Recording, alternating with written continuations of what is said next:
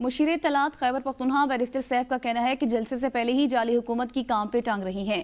ثوابی جلسہ آئین شکنوں کے لیے ڈراؤنے خواب سے کم نہیں ہے۔ مشیر اطلاعات خیبر پختونخوا بیرسٹر سیف کا کہنا تھا کہ وزیراعلیٰ پشاور سے ہزاروں کارکنوں کے ساتھ وزیراعلیٰ روانہ ہوں گے۔ راستے میں مزید قافلے شامل ہو کر کارواں بڑھتا جائے گا۔ کل سے اتاتارک کی چیخیں جعلی حکومت کے حواس باختہ ہونے کی ترجمانی کر رہا ہے۔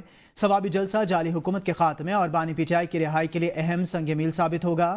مینڈیٹ چوروں سے مینڈیٹ واپس چھیننے تک چین سے نہیں بیٹھیں گے۔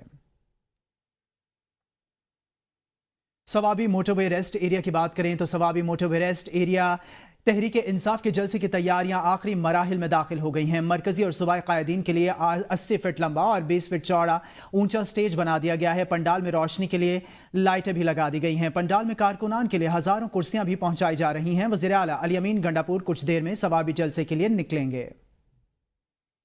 پنڈال میں روشنی کے لیے لائٹس بھی لگا دی گئی ہیں۔ تمام تیاریاں مکمل کر لی گئی ہیں۔ آپ کو بتائیں ثوابی موٹر وے ریسٹ ایریا میں تحریک انصاف کے جلسے کی تیاریاں آخری مراحل میں داخل ہو چکی۔ مرکزی اور صوبائی قائدین کے لیے 80 فٹ لمبا اور 20 فٹ اونچا سٹیج تیار۔